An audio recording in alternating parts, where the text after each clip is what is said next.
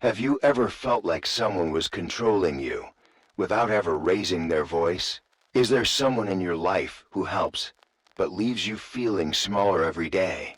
And if something accidentally happened to you, who would control the narrative? In today's world, danger doesn't always come with a weapon.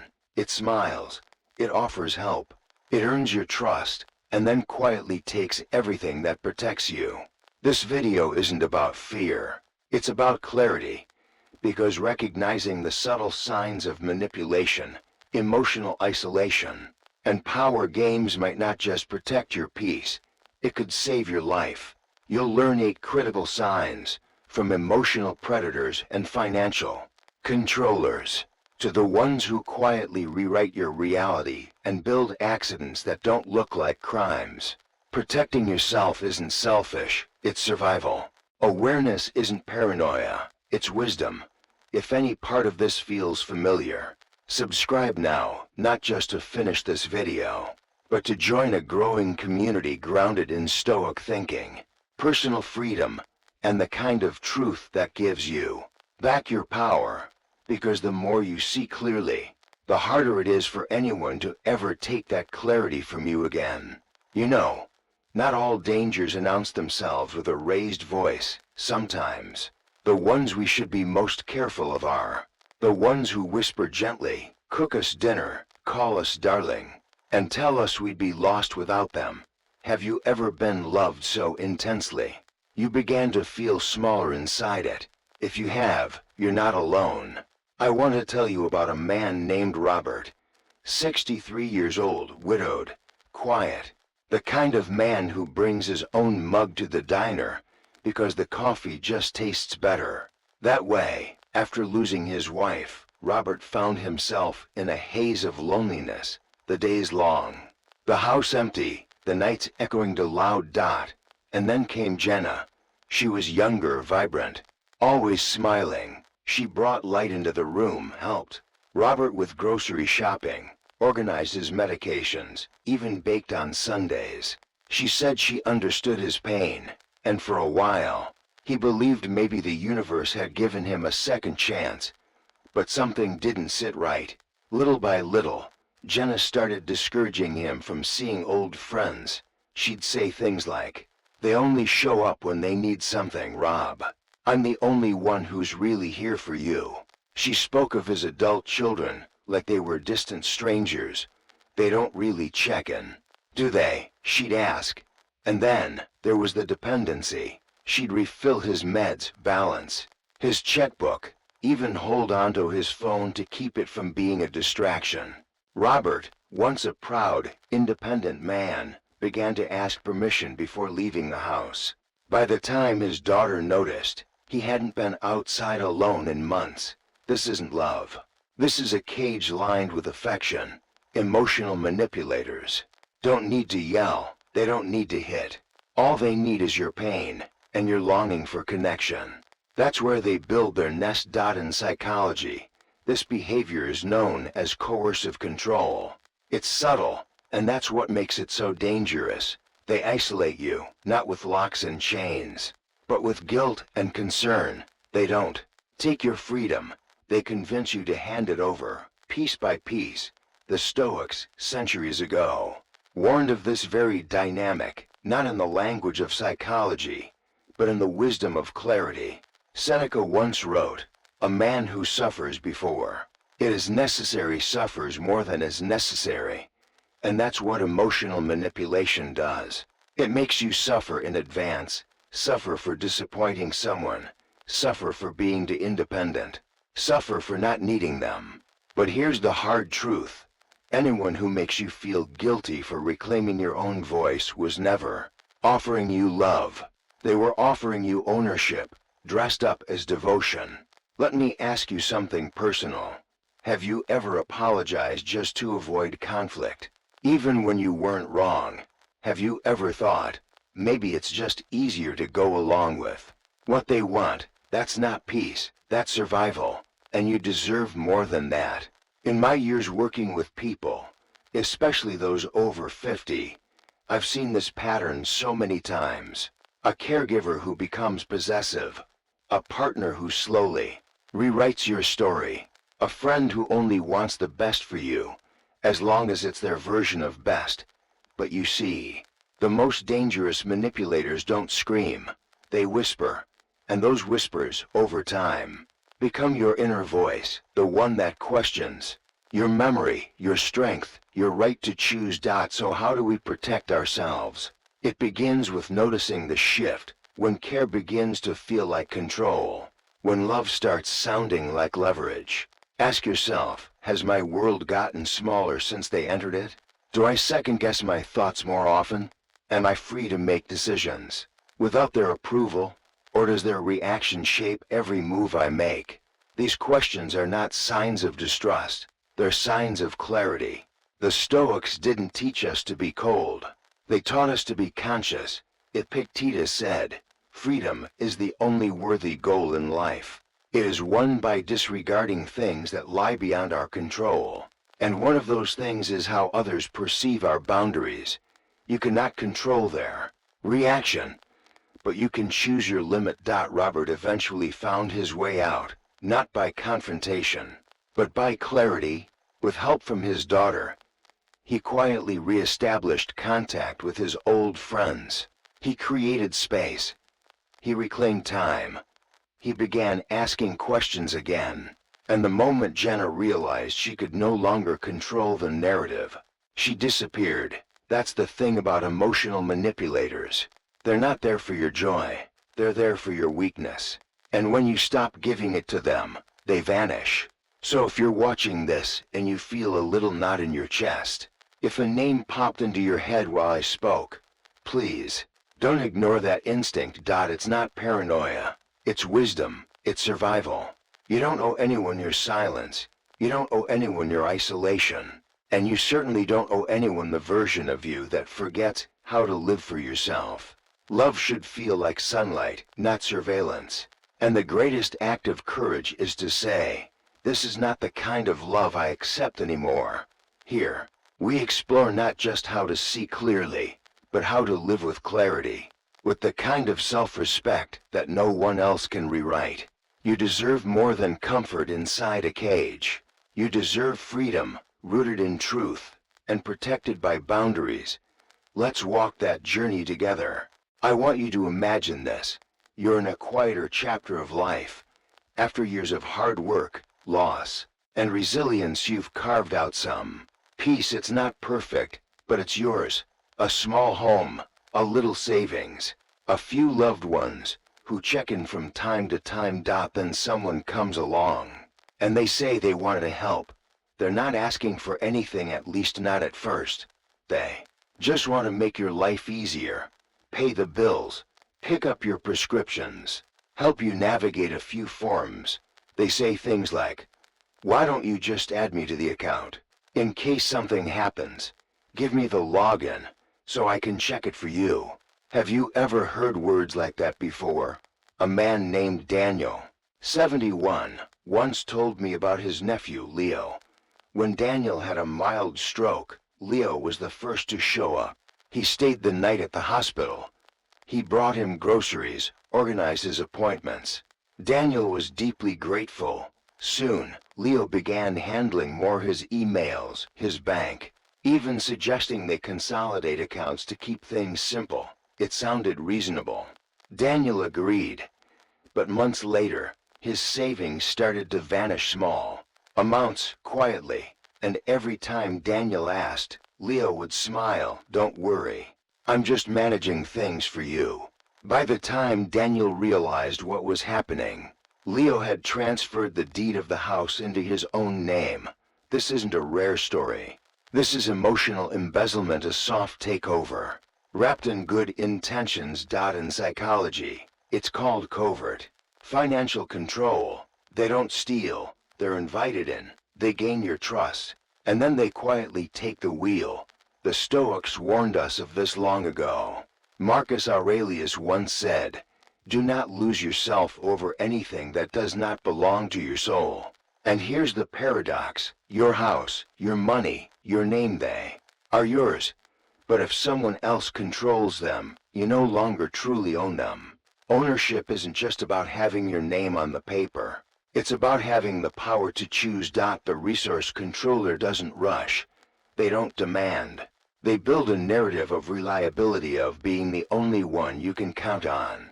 And when you finally feel safe, that's when they make their move. You might be wondering, how do I know if someone is doing this to me? Ask yourself, am I still in control of my finances? Do I feel guilty for wanting to review my own documents? Does someone repeatedly remind me that I couldn't do it without them? If the answer is yes, this isn't help anymore. It's slow erasure disguised as care. And I say this with full compassion. You don't owe anyone your future just because they showed up in your moment of need. Kindness does not give someone the right to rewrite your life. Family ties should never be used as chains.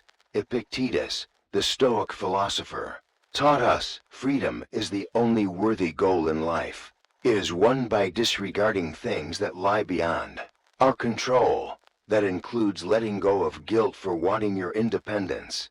You can love people and still set boundaries. So what can you do? Grateful and still someone objective, a lawyer, a financial advisor, a trusted friend. Check your bank accounts, read every form, take your time. And if someone is rushing you to just sign here, don't. True support never demands control. It offers help, not ownership. If you've been feeling off, like you're slowly being boxed into a corner, trust that feeling. It's not paranoia, it's wisdom knocking.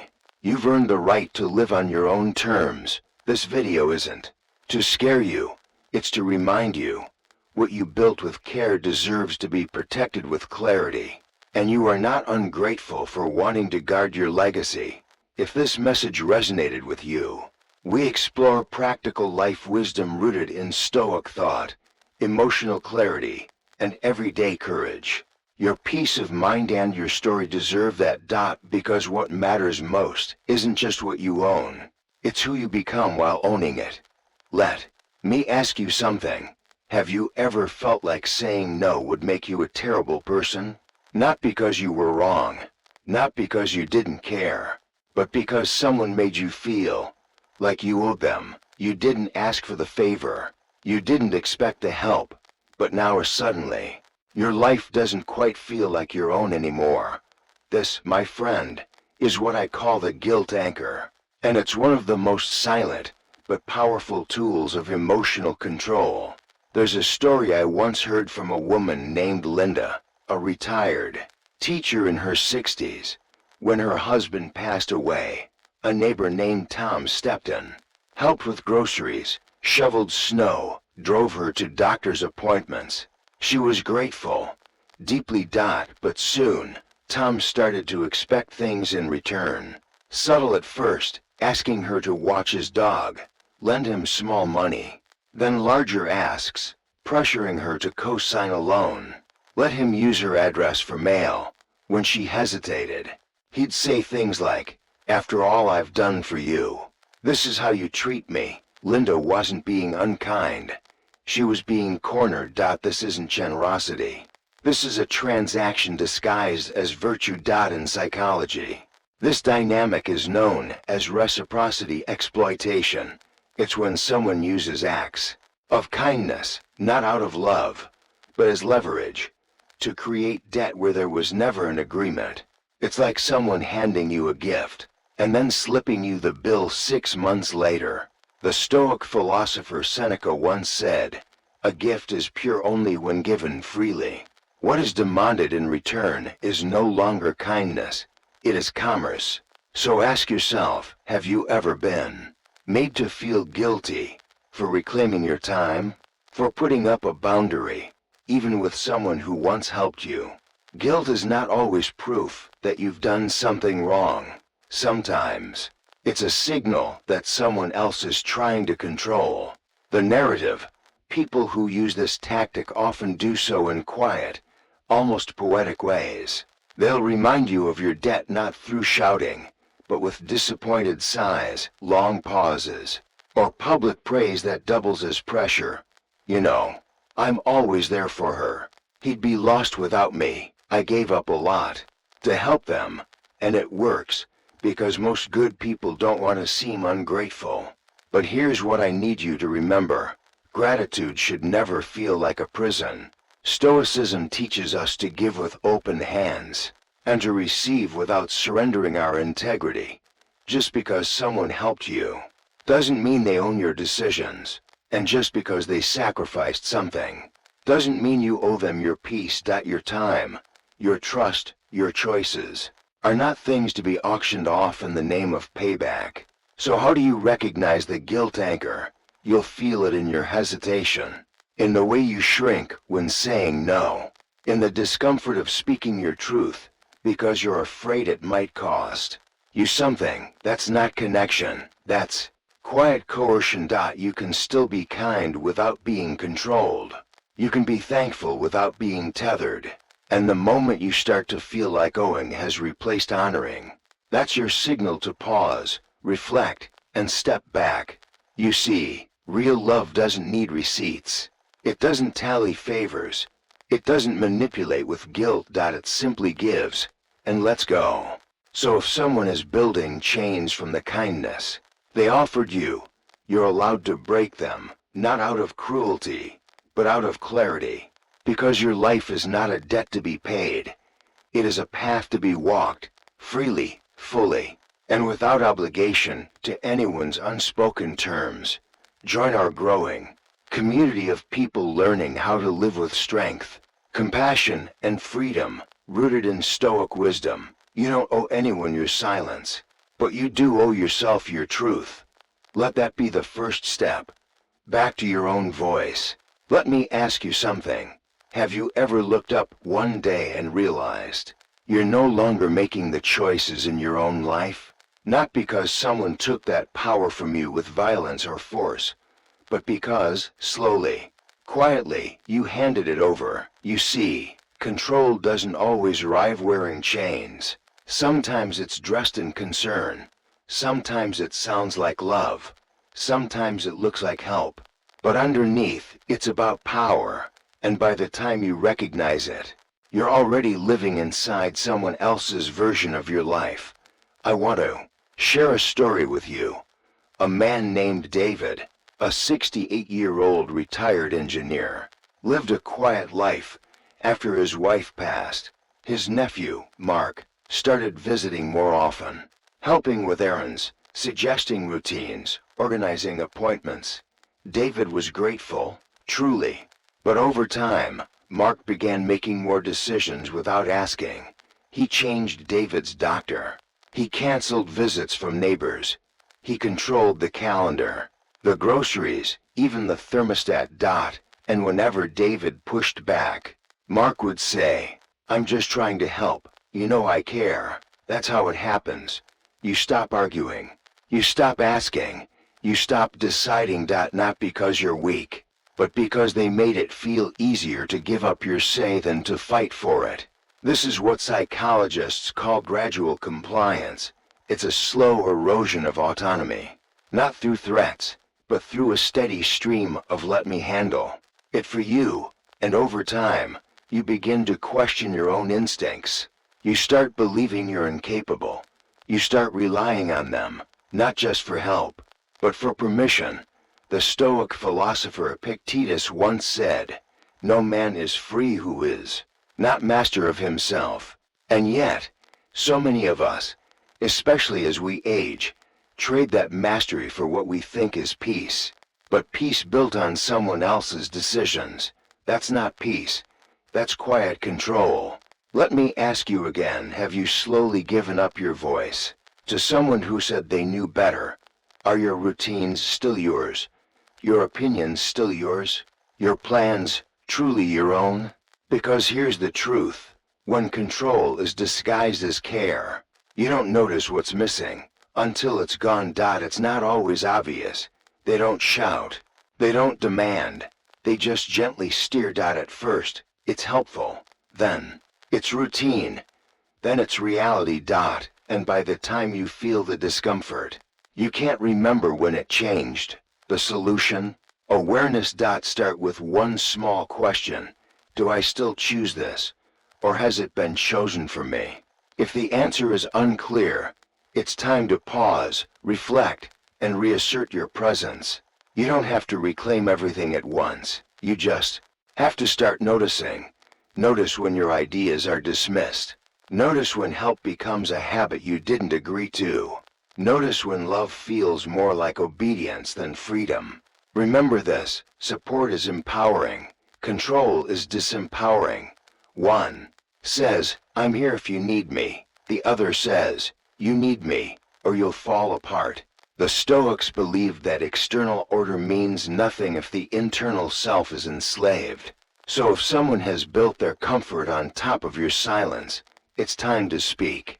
Even if your voice shakes, even if they don't like it, even if you're scared of what happens next, because you are not too old, you are not too dependent, you are not invisible, you are still the author of your own story. And if someone has been writing it for you, you have every right to take the pen back. If this resonates, join a community of people just like you. People rediscovering their power through awareness, boundaries, and Stoic wisdom. Your life doesn't belong to anyone else. It never did. And it's never too late to reclaim it. I want you to imagine something. You've built a life, not perfect, but it's yours. And along the way, you've found people you trust, a best friend who knows your fears, a sibling who always checks in, a neighbor who greets you with warmth each morning. Now, imagine one day, those relationships shift, calls become fewer, conversations shorter, something's off, but no one says it aloud. You ask yourself, did I do something wrong? Why does everyone seem distant? And that's the moment the trap starts to close. There's a kind of manipulator who doesn't try to control you directly. They control your world, not by confronting, but by infiltrating. They don't isolate you with a wall. They isolate you by turning the people you love against you, one whisper at a time. They say they're worried about you. They tell your friend, "She's been acting strange lately." They confide in your family. "He's pushing people away. Maybe check on him." They plant seeds of doubt, not loud enough to alarm, just soft enough to grow. This tactic is called triangulation in psychology. It's one of the most covert and damaging forms of manipulation, because the target, you, rarely sees it, until it's too late. And by the time you realize what's happening, the damage is done. You're surrounded by people who now question you, not because they changed, but because they've been fed a new version of your story. I once knew a woman named Eleanor, in her 70s. She lived in a tight-knit community, always hosting tea, always smiling. But over a year, things shifted. Fewer visits, gossip in the church hallway, a sense that people were withholding. Why? Her caregiver, a woman named Rachel, had been quietly sharing concerns, telling others Eleanor was confused, forgetful, unstable. By the time Eleanor noticed, Rachel had convinced her own daughter to take over Eleanor's finances, claiming it's for her protection. Eleanor wasn't losing her mind. She was losing her circle, and that isolation made everything else easier to control. The Stoics warned us, we must see not only what is done, but also why it is done. This form of harm is especially cruel because it mimics concern. It weaponizes trust. It replaces your voice with theirs, and no one questions it, because they've come in peace. But beneath the peace is a script, and you've been written out of your own story. Here's what I've learned. If someone close to you seems to always be the one defending you, speaking for you, managing how others see you, pay attention, because true care doesn't isolate, it connects. And anyone who rewrites your relationships isn't protecting you. They're positioning themselves. The loss of community, of trust, of connection, it's not just emotional, it's existential. As humans, we survive not just with air and food, but with belonging. When that belonging is slowly poisoned, you don't just feel lonely. You begin to question your very reality. But awareness is the antidote. Begin to notice, are people around you pulling away only after someone else helped you? Are you being spoken about instead of spoken to? Are you being protected or being hidden? In the words of Marcus Aurelius, to see clearly is the foundation of peace. So see clearly, even when it hurts, even when it means realizing someone close to you has been building a wall, brick by brick, between you and the world.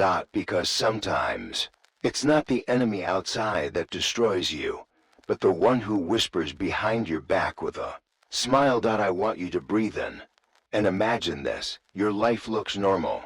You make coffee in the morning. You walk the same hallway to the bathroom. You know where every rug lies, every step creaks. And then one day, you slip, you fall, and the story writes itself. It was just an accident. But what if it wasn't? What if someone had quietly removed the grip mat? What if someone had rearranged your routine? Not by chance, but by design.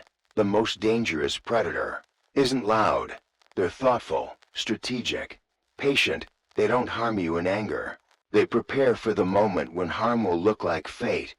Let me tell you a real story. A man named Raymond, 72, a retired postal worker, lived alone in a small town.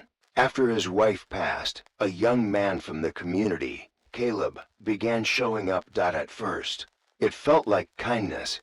He offered to carry groceries, fix broken tiles, install new light bulbs. Raymond felt safe, but over time strange things began to happen. The water heater malfunctioned. The back gate blew open. He started forgetting which pills to take, until one night, he collapsed. The doctors called it a medication mix-up. Raymond called it bad luck. But it wasn't luck, it was a pattern. Predators like Caleb don't rush. They script. They don't stab. They set the stage. They leave you thinking the danger came from within, your memory, your age, your clumsiness. And meanwhile, they rehearse your fall, over and over, until the day it actually happens. Psychologists call this engineered vulnerability. It's the slow, subtle removal of safety, while keeping the illusion of care intact. You think you're just aging. They know they've been tightening the screws, one silent act at a time. From a Stoic perspective, this is the ultimate betrayal, not because it harms the body, but because it desecrates trust. It weaponizes intimacy. As Seneca warned, a sword never kills anyone, it's only a tool in the hand of the killer. And in these stories, the rug, the pill bottle, the dark stairway, those are the swords, the predator's tools, and the hand holding them wears your friend's face. What makes it so devastating is that no one believes you. Because the setup was perfect, they've already told others, he's forgetful, she's not doing well these days. So when something happens, people mourn, but they don't question. And that is the final piece of the plan. But here's what I want you to know. You are not helpless, and your instincts, they're still sharp. The voice inside you that says, something feels off, that voice deserves to be heard. If someone always insists on being the one to help, if they get irritated when you involve others, if their concern feels possessive, if accidents increase in their presence, step back, observe, and write it down. Awareness is your defense. Routine is their weapon, so break routine. Speak up. Ask questions, even if they sound paranoid. Because it's not paranoia, it's protection. The Stoics believed in preparation, not fear. They knew life is uncertain. But clarity gives you power. So be clear. Be calm. But above all, be alert. Because when harm wears the mask of kindness, your first and last line of defense is the courage to say, I see you. I want you to pause for a moment and think back to a time when something didn't sit right. Maybe a story someone told you felt incomplete. Maybe a decision you made turned out all wrong, but you couldn't understand why. And slowly, Quietly, a question crept in. Am I going crazy? Or is something being kept from me? That, my friend, is the beginning of a war, not on your body, not even on your finances, but on your reality. There are people who don't need to hurt you to destroy you. They only need to control what you're allowed to know. And when that happens, you stop living in truth. You live in curated confusion. They don't yell. They don't forbid. They edit. They forget to mention certain things. They summarize someone else's words for you, instead of letting you hear them yourself. I once knew a woman named Laura, 67, a retired librarian, sharp-minded, kind. After her stroke, her nephew moved in to help manage things. He was charming, thoughtful, and quiet. But soon, Laura noticed her mail wasn't making it to her hands. Her phone log was empty, even though she was sure her friend Diane had called. When she asked to check her email, the laptop needed repairs. When she asked about the news, he told her, "There's too much negativity. You don't need that stress." And so, slowly, her world shrank, not from illness, but from information starvation. Psychologists call this informational control, a subtle, powerful tactic used by abusers, con artists, and yes, even family. It's not about keeping you safe, it's about keeping you dependent. Because when someone becomes the filter between you and the truth, they become the author of your world. They decide who you trust, what you believe, what's safe, and what you're not ready to hear. The Stoics taught that wisdom is clarity, but clarity requires access to truth, not someone else's version of it. As Epictetus said, it's not things that disturb us, but our judgments about them. But what if you don't even get the full picture to judge from? Then your mind, your strongest power, becomes compromised. And here's the part no one talks about. This kind of distortion feels like love. It's wrapped in "I'm protecting you." It looks like "let me take care of this." But over time, you start doubting your own memory. You question your instincts. You feel smaller and less capable. That is not protection. That is quiet. Erasure. So how do you fight back? Start with this. Ask to see things yourself. Don't settle for summaries. Insist on hearing from the source. Keep a journal, even just a few notes each day, to keep your truth intact. Because when someone filters your world long enough, they can convince you that you're the problem. And by the time they take full control, you won't even see it coming. From a Stoic lens, the responsibility is clear. To live in accordance with truth, we must protect our access to it, even if it makes others uncomfortable, even if they call us difficult, even if it means saying, "I'll read that myself." You deserve to know. You deserve to choose. You deserve a mind that belongs fully to you. And anyone who tries to protect you by limiting what you hear, what you read, or who you talk to, is not protecting you.